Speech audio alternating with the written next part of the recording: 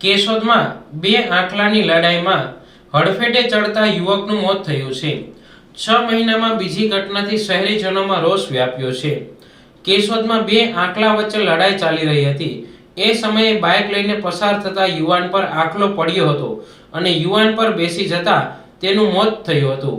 કેશોદમાં આંકલા વચ્ચેની લડાઈમાં મોતની આ બીજી ઘટના બની છે, જેથી લોકોમાં પણ પાલિકા સામે ભારે રોષ જોવા મળી રહ્યો છે। કેશોદમાં બે આંકલાની લડાઈમાં યુવાનને હડફેટે લેતા મોત થયું હતું। કેશોદના લીમડા ચોકમાં બે આંકલા સામસામે લડી રહ્યા હતા, ત્યારે અકસ્માતની ઘટના બની હતી। બે લડી રહેલા આંકલામાંથી એક આંકલાએ યુવકના બાઇકને પછાડી દઈ યુવક પર પડતા જ યુવક ગંભીર રીતે ઘવાયો હતો। ઈજાગ્રસ્ત યુવકને સ્થાનિકોએ સરકારી હોસ્પિટલે ખસેડ્યો હતો।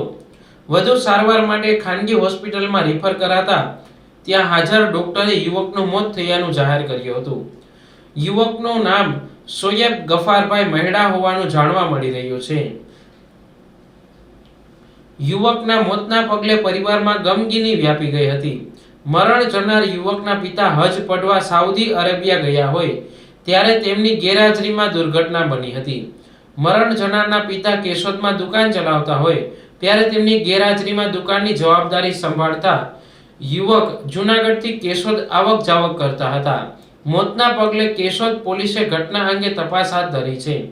આ અંગે કેશોદ શહેર કોંગ્રેસ પ્રમુખ ભરતભાઈ લાડાણીએ 6 મહિના પહેલા નિવૃત્ત બેંક કર્મચારીના આંકલાની હડફેટે મોતની ઘટનાને યાદ કરી હાઈકોર્ટના 2017ના ચુકાદાને યાદ કરી રખડતા પશુઓને સાચવવાની જવાબદારી પાલિકાની હોય, ભોગ બનનારના પરિવારે ચીફ ઓફિસર વિરુદ્ધ ફરિયાદ કરવી જોઈએ તેવા આક્ષેપ કરી પોતે અને તેમનો કોંગ્રેસ પક્ષ રખડતા પશુની લડાઈમાં રાહદારીઓની મોતની ઘટના રોકવા કાર્યવાહી કરશે તેમ જણાવ્યું હતું।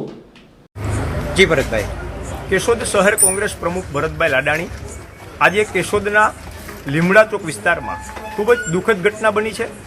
એ રખડતા ખૂટિયાઓના અંદરોઅંદરના લડાઈથી એક 35 વર્ષના યુવકનું મોત નીપજ્યું છે।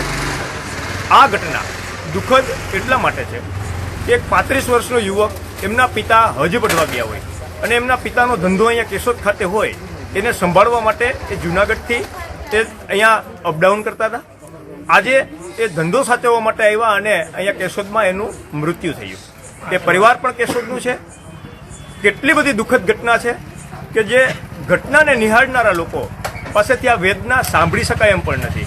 અંદરોઅંદર ખૂટિયા ઝઘડતા હતા અને એ ખૂટિયા એક બાઇક ઉપર પડી અને એ યુવક ઉપર પડ્યા અને સ્થળ પર જ એનું કમકમાટીભર્યું મોત થયું। વાત નગરપાલિકાની બેદરકારીની છે।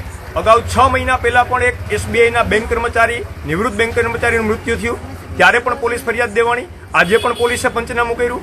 પોલીસ અને પાલિકા એ એમના ઢાક પીછોડા કરી અને આ કામ પૂરું કરે, પણ પાલિકાને મારે એક શહેર કોંગ્રેસના પ્રમુખ તરીકે પૂછવું છે કે તમે આંકડો જાહેર કરો કે કેશોદમાં રખડતા પશુઓના ત્રાસથી 50 કે 500 લોકોના મોત થાય, પછી અમે આ પશુઓને પકડી અને પાંજરે પૂરશું। એટલે પ્રજા, કેશોદની જનતા છે એ તમારી કોઈ આશા ના રાખે।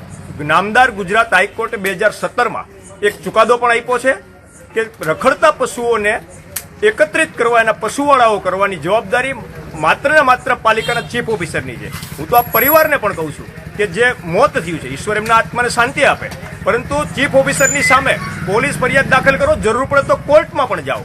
લોકોની સુરક્ષા ના હોય તો તમારી સંપત્તિ શું કામની, તમારો જીવ જ નથી તો શું કામનું। એટલે કેશોદ પાલિકાની સામે એક શહેર કોંગ્રેસના પ્રમુખ તરીકે કહું છું કે આવનારા સમયમાં કોંગ્રેસ આની લડાઈ લડવાની છે અને જ્યાં સુધી આનો નિર્ણય કે નિકાલ નહીં આવે ત્યાં સુધી આ વાત છોડવાની પણ નથી।